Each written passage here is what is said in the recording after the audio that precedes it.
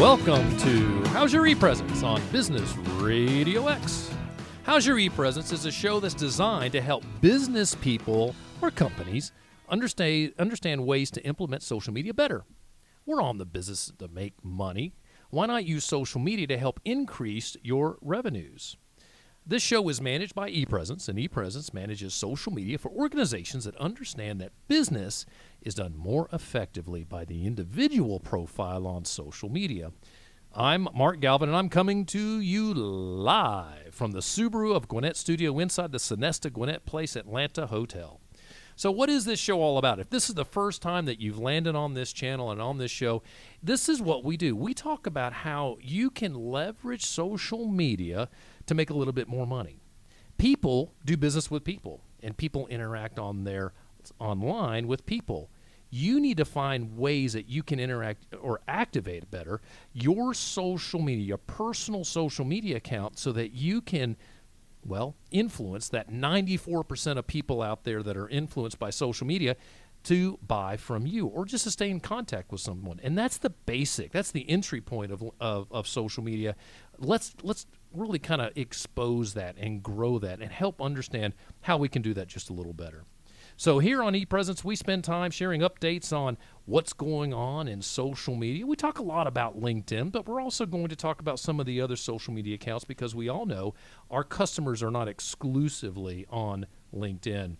If you would like to ask a question anytime, shoot me a note. You can reach me at ePresenceMG. That's my handle everywhere. I don't care what social media account you're on. It's easy to find me. ePresence, M for Mark, G for Galvin. So we always have a great time on these shows, and one of the things that makes them fun is we bring in outstanding guests, and you guys know this. We've done this many, many times. I've always had some wonderful guests on this show. Well, today is no different. We have Mr. Keith Millner, who is the co-founder and managing partner of Coach Catalyst. Keith, welcome. Glad you're here. Hey, Mark. Good to be here, sir. So you came from downtown Atlanta, is that right? I did. And you said you got here fast. Well, I just got lucky today. I think I hit one of those rare pockets where the traffic was kind of moving, but let's not count on that every Thursday. Well, I'll tell you this. Atlanta is known for having bad traffic, right? You would agree with that. This is true. We've been caught probably in a few traffic jams over the years. Mm-hmm. And I saw The Economist spoke to in a recent program I was at from the Metro Atlanta Chamber of Commerce, and he said, you know what? That traffic's good. That means people want to be here. Exactly. I was like, okay, I can handle that, right? Yeah. Just figure out, move a little closer to work. Well, of course, and everything is relative, right? So if you live in L.A. and you're stuck on the 405, Atlanta traffic seems like a dream. Bingo. Exactly. Exactly. And you know what? Here's what I've decided. I'm going to get the guy that owns this station to move it closer to my house. So I'm not moving, but I'll get him to take care of that. Right, Mike? Yeah, Mike will do that for me. Well, so let's talk a little bit about you, Keith. I'd love for folks to know what you do. Your organization is Coaching Catalyst. What is that? Well, we're a boutique consulting and executive coaching firm, Mark, and we've been in business now for about 4 years. Okay. We really focus on helping people improve and doing things better, faster, and smarter. Oh, I like that. That is our value proposition. The essence of all coaching engagements and the essence of all improvement is change. So you're doing well and you want to do better. You're not doing well and you want to do better. You've got some old habits that you want to change. You got some new habits that you want to acquire. We help you go through that process and make you a more efficient and effective person. All right, so I think you and I need to talk because there are sometimes I'm not very efficient. Okay. And you just packaged all that nicely together. That's an impressive thing. And you and I had a couple conversations on the phone, Sure. And I said to you, and I'll talk to you on the phone, like, my God, first of all, you have a radio voice, which is awesome. Well, thank you. Second of all, the way you approach what you do, I think, is very impressive. And we're going to drill into some of that. Now, you've got some great background. I was very impressed, especially I land on your LinkedIn profile, great Thank profile. You. And I see that you have been with Invest Atlanta, North Highlands, Certus Bank, Talent Quest, Aetna, AmeriChoice, United Health Group. Was this? Wait a minute. Did United Health, were they AmeriChoice before and became United Health, or are they now called AmeriChoice United Health? No, you had it right the first time. They were AmeriChoice. They were a standalone managed care company, and United Healthcare purchased them. Got it. Yeah. Got it. Before that, you were with Nationwide Financial and Cigna. So you've worked your way through the healthcare side. I see some insurance here, and you ended up working into, it looks like, a lot of financial pieces. Sure. Why did you take that path? I was following my nose. Brilliant. Quite frankly. So is that a good thing to do?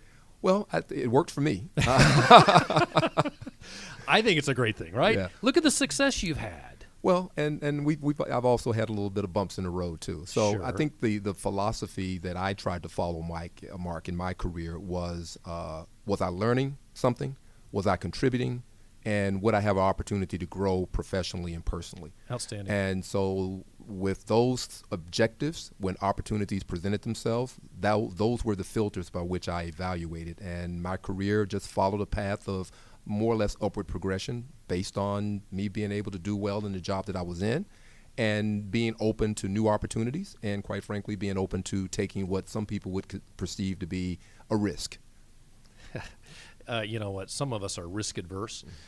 In fact, a good friend of mine was asking me about ePresence, and I told him I'm risk adverse too. Yeah. I don't know why I'm doing what I'm doing sometimes, because that is a little bit challenging. But you know what? You learned at an early age a little bit about risk. Yes. Because it looks like you used to be a quarterback in college. Is that right? That is correct. I was the first African-American quarterback to start for the mighty Guilford College Quakers. We, I think, had probably one of the least intimidating logos in any college team, the Fighting Quakers, the ultimate oxymoron, if well, I'm you going to tell you what, that scares me just hearing that. That's right. Well, you know, the risk in college football would be, I don't know, if I'm a quarterback thinking, you know, the linebackers are busting through the line and there's no one between them. You know, your running back is spreading wide, right? And here you get two guys coming at you. Yeah. To me, that seems risky. Am I just oversimplifying that? No, you're not. But that's the fun and part of the game, if you will. Yeah. Well, that's just incredible. Well, so you did that, and then you decided to go on and went on to get an MBA from UNC Chapel Hill. Outstanding college. Thank you. Congratulations. Tar Heels, go Heels. You bet. I love that. That is that's some impressive history here. Well, you know what? I'm going to talk a little bit about social media, okay. And we're going to come back and talk to you about some of the stuff that you've done, because I want to drill into, especially that how being a sports playing in sports in college, how did that complement the future of your business? But let's talk a little bit about social media, because sure. There's some really interesting things happening. First of all, recently a client of mine asked about LinkedIn and whether they should pay for LinkedIn or whether they should stay on the non-paid version. And he actually was interested in the LinkedIn Navigator side. And LinkedIn Navigator, it's quite frankly, it's a whole separate user interface. And when you sign up for that, it'll give you a whole new page to log in on. And it's great for salespeople. And so here's what I did. It occurred to me, I said, listen, what I want you to do is I want you to listen to this podcast, because a guy does a podcast out in the UK that does a great job of answering this question. I want to highlight a little bit of what he talks about, and then I want to point everyone to that podcast. So the name of this podcast it's called LinkedIn Formed. So LinkedIn Formed, or you could say Linked Informed, but all together, run by Mark Williams, and he's in the UK, and they have a little different system than we do. In fact, he and I were pinging each other back and forth on LinkedIn today, and they offer in the UK the job hunter or the job seeker, or the career. In the UK they call it the career paid plan. And we don't have that in the U.S. anymore. It's gone. So, you know, the systems typically will copy each other. At least there may be a lag or a little bit of that. But love for you guys, if you're interested in understanding more about the paid plan on LinkedIn, I recommend pulling up Mark Williams' LinkedIn Informed podcast, episode 237. So episode 237. I think it came out in January. I recommend that. He goes through the paid systems and why each of them are good and why they're not good. He gives some good positive information there. So I recommend that. If you're always wondering if you should get a LinkedIn paid plan, check that out. LinkedIn Formed by Mark Williams, episode 237. Now, something came out in the Wall Street Journal today, and I think this is always interesting. And when I sit down and I'm having my cup of coffee, and I'm cooling off, by the way. I hit the elliptical at 5 a.m. in the morning, so I always cool off in the kitchen reading the Wall Street Journal. And today there was a headline in the Wall Street Journal, and the title was Pinterest Blocks Vaccination Searches in Move to Control the Conversation. So this is always fascinating to me. And the reason is this. Do social media sites have a right or an obligation, enter the word here that you'd like to enter there, right, Keith, to limit information that data shows is erroneous? I think this is fascinating because they're blocking the searches that have to do with vaccinations because some people believe that vaccinations are causing autism and other items. But truth be known, the data, now this is just data, and I'm not taking a side, I'm just going to speak to the data. The data shows that that's not true. And so Pinterest is blocking that. Now, do you use Pinterest much? No, I don't. Perfectly good. Yeah. Tell me what you think. What's your thought? Because you know what, you and I were talking about this pre-show, and you are, you live in today's society. You are on social media. What do you think about that? Should social media sites limit those types of things? What do you think? Sure. Well, my personal opinion is no, that they shouldn't. And it's a complicated question with a lot of complicated answers, and there are individuals who are far more informed about all of the pros and cons, not only from a legal standpoint, but from the ethical standpoint. But I come at it very simply. There's a lot of information available in the world. There's always been a lot of information available in the world. Right. Social media has just made it so much easier to access and so much easier to spread information. It's really, I think, that element that's causing us to rethink some of the rules of engagement. And things like, potentially controversial topics like vaccinations or politics or anything like that. There's going to be a lot of different opinions. Some of those opinions are based on fact. Some of those opinions aren't. Some of those opinions may be unpopular. Some of them, they may be popular. But I think the information should be made available to everyone, and it's on the individual. It's the responsibility of the individual to do additional research and self-educate and not just take the first news source or the first website or the first social media link that they read as the one and only source of the truth. That's a great point. And I love this perspective because if I want to share something and I believe in it, and that's the beauty of the internet today, is that I can reach a wide audience. I mean, here's this podcast. Anyone in the world can listen to this show live, as it is right now on Gwinnett Business Radio X. Go to the Gwinnett channel, or catch it on after the show on the podcast channel. And it is great that we can share this content. I think that we all need to understand that what we share needs to be truthful, right? And I do think that the people that are posting content need to understand that they do have a wide audience, and that they could influence that audience. And if their data is not right, then they should look at that. They should question that. So yes, it should be. I agree with you. This is interesting. I think that there should be no limits, but also I think that both the user, the people that are dropping it on there, and the people that are reading it need to be. Let's be smart, right? If something looks too good to be true, it's probably not true, right?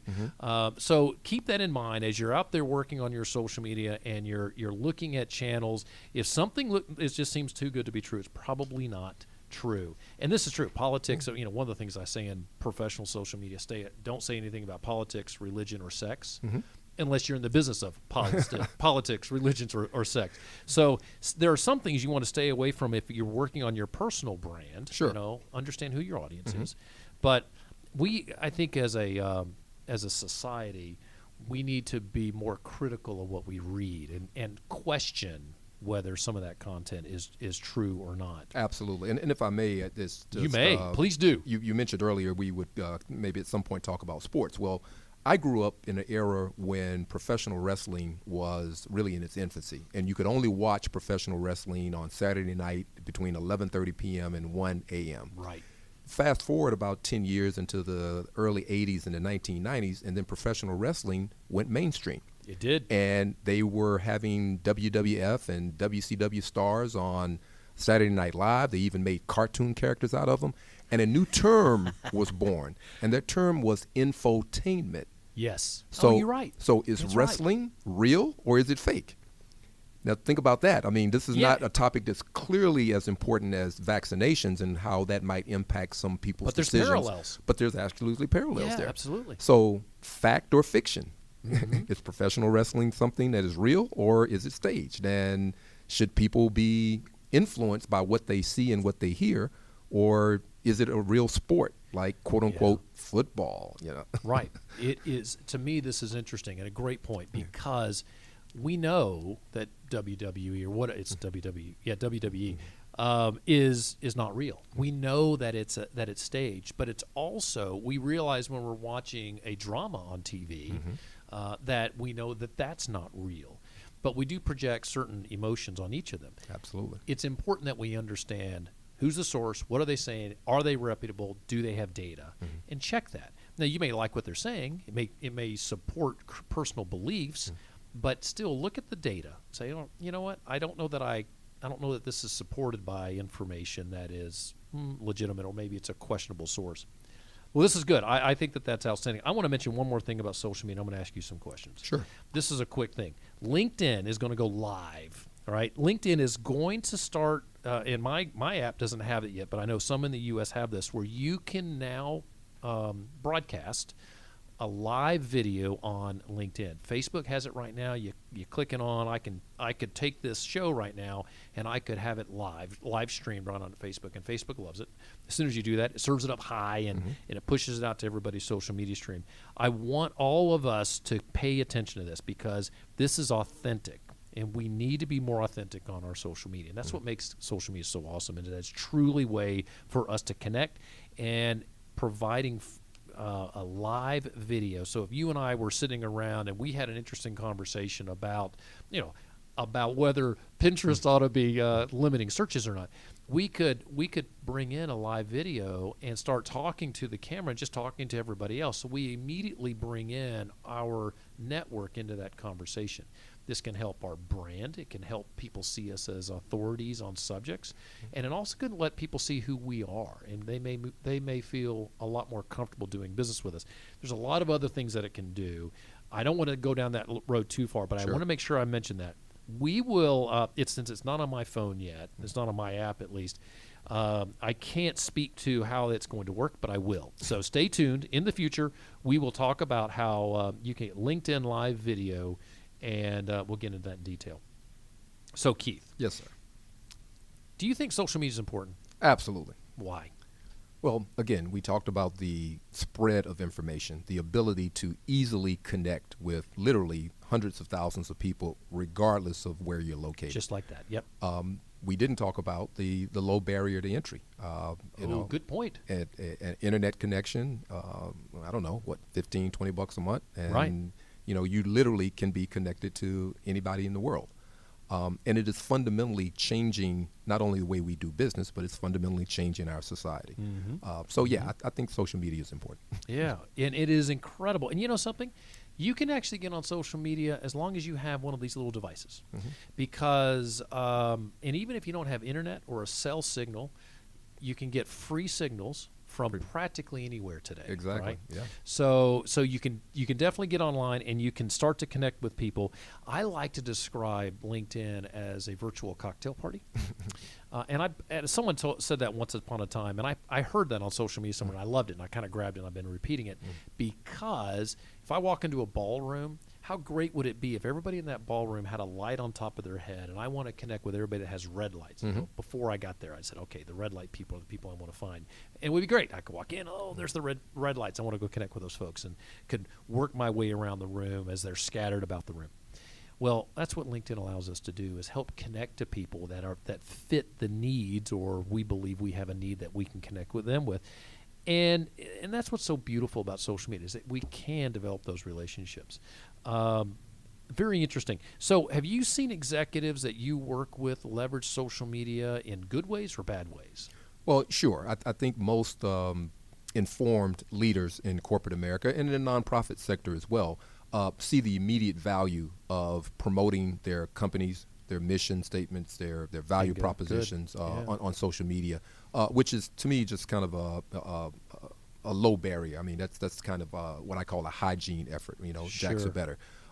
Other leaders and companies have taken on, a more aggressive approach. They're using it to grow their base, grow their business. The whole e-commerce notion. Sure. And then even some have even gone further to engage their employees or their associates in topics that are of interest to them. Mm-hmm. And so Good. they have proactively taken stances on things like same-sex marriages or again, the topic that we're talking about, should any social media platform be limited or whatever. Right. So I see more and more executives, more and more companies taking a more aggressive approach and leveraging social media to enhance the employee value proposition, to create a dynamic of where people want to be associated with that company. People want to come to work with that company. They see their leaders as being enlightened and current and cutting edge. And these are all things that some people find attractive. It is one of those things that I think social media is. Most executives don't understand how important it is in recruiting. Mm-hmm. I've heard stories all the time about, hey, don't make sure your social media doesn't have you in precarious situations because it could keep you from getting a job. Well, executives are being searched by the employees before they go to work for that organization. Absolutely. And when they go in and they see the CEO has, maybe the CEO has no presence, or the general manager or manager of that store, they just don't have a presence. And the competing organization wants to hire them. By the way, unemployment is pretty low here in the U.S., right? So if you're competing with competing for employees, and that employee can go to another organization and find that the leader does have a robust presence and is showing their belief system and what that is important to them, that employee may want to go work for them because there's less question. I can see this person values, and they're relevant too. Sure. A lot of CEOs I talk to, when I bring that up, they're astounded. They the light goes on. You can see it go over their head because a lot of people are just too busy. They don't have the know-how. They don't have the desire to do it themselves. Sure. You have to understand this is something that's extremely important, and people are pulling you, especially on LinkedIn. People are pulling you up to see if they want to do business with you right on LinkedIn each and every day. Mark, but there's also a risk. Yes, tell me what the risk is. Well, the obvious risk is that the position that you take as a leader of the company, you have to be clear that it is the company's position or it is your personal position. So here in Atlanta, Georgia, a couple of years ago, one of our most illustrious and successful fast food franchises, the owner made a comment. That's right. That reflected his personal beliefs He did. About same-sex marriages, and there was a national outcry, and people were immediately divided because it was one of those topics where people felt strongly one way and other people felt strongly in the same way in which this individual spoke. That's right.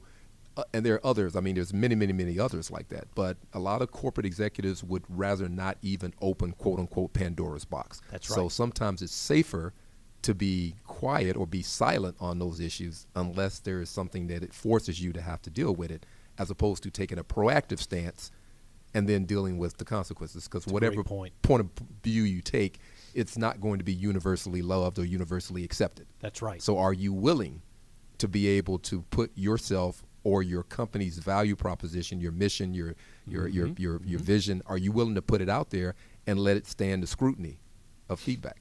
And you have to make sure, if you're going to make a stand on a controversial subject, that it is that you do that wholeheartly and with full awareness. If you do it on social media, that it will get attention. Oh, absolutely. Especially for a large organization.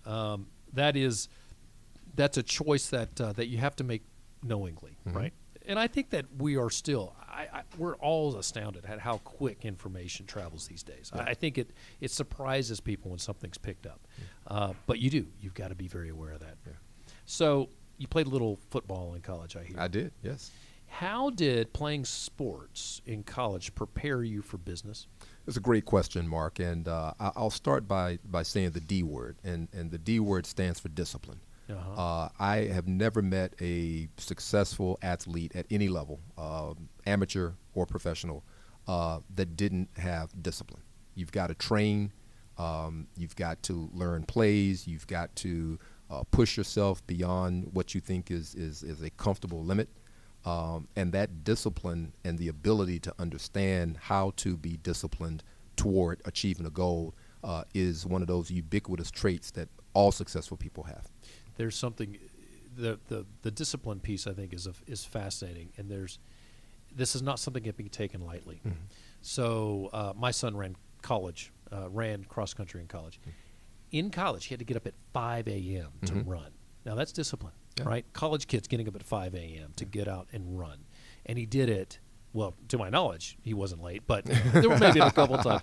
But so that's discipline, Mm-hmm. and at a young age, learning that.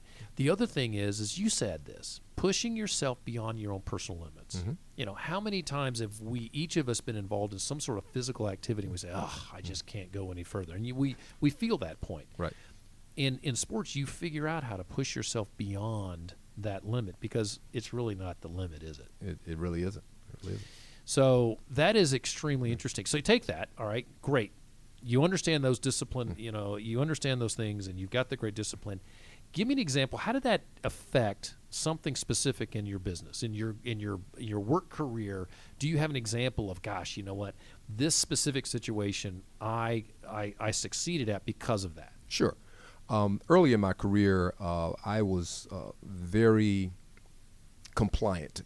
Whenever a superior would say, okay, Keith, you've got this project to get done, you've got X amount of days, you got X amount of resources, and this is the definition of success.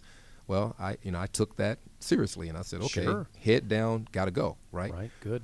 Well, not understanding that I needed other people's help, not understanding that it wasn't just about my focus, my desire to please that superior, my understanding of what needed to be done.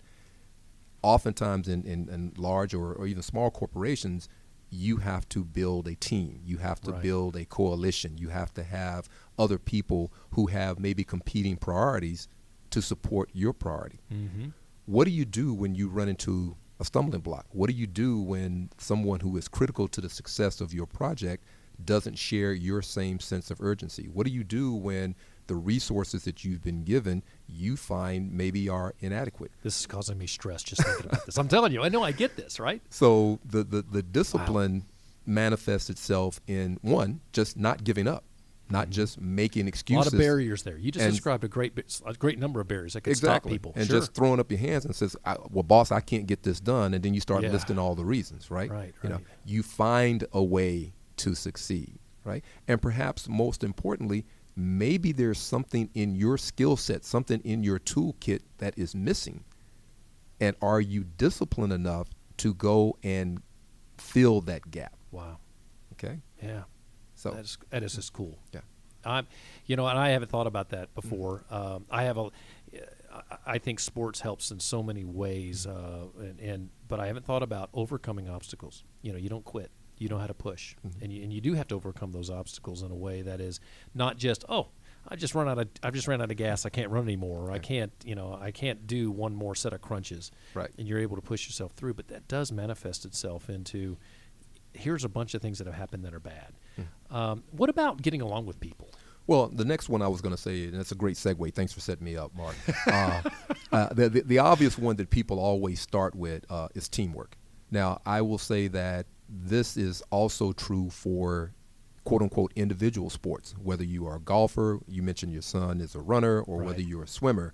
While there are individual accolades, there's usually a team element to how many points that the team has to accumulate in order Right. to achieve the goal. Sure. So teamwork. You learn to subjugate your own interests to the benefit of the team. You learn to rely on your teammates and understand that your teammates are relying on you.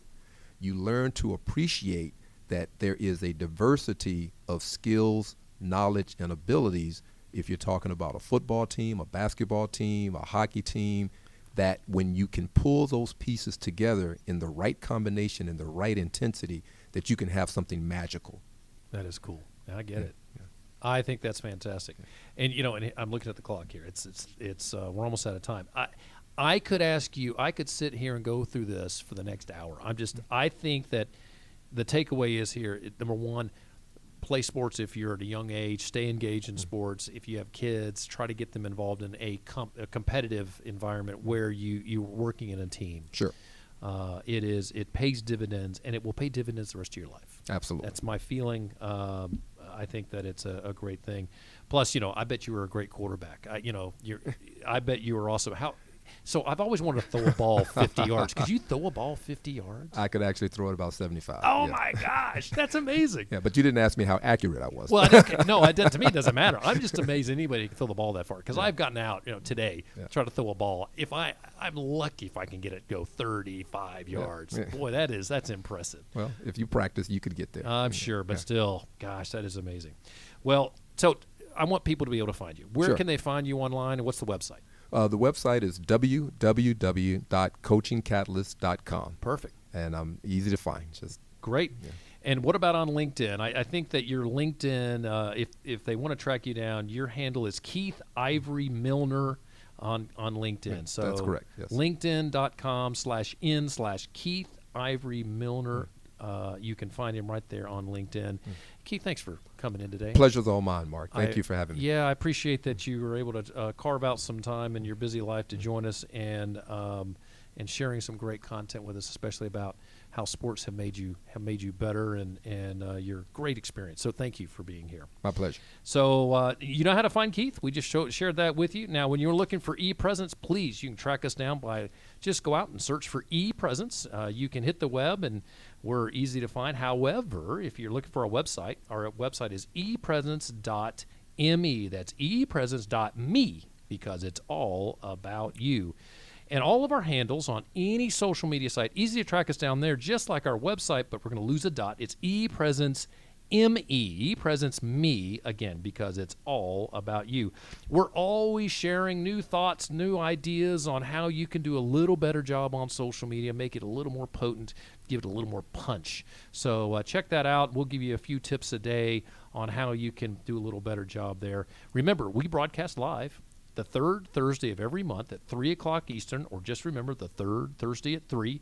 But you can always listen to our shows 24/7 by going to businessradiox.com, select the Gwinnett Studio, and then click on How's Your ePresence. You'll see our show logo there. Also, you can find our How's Your ePresence on iTunes, Google Play, SoundCloud, Spotify, wherever you listen to your podcast. Add us to your feed. We'd love to share some content with us and give us some feedback. If you want to hear something new, you don't think we've covered something, hit me at ePresenceMG. That's ePresence, M for Mark, G for Galvin. So on a business, we do a lot of great things here, and we appreciate Business Radio X giving us some time here. So thank you for joining us. Once again, find us at ePresence.me. That's ePresenceME because it's all about you. And until next time, and for my guest, Keith Millner, I'm Mark Galvin, and this has been How's Your ePresence on Business Radio X.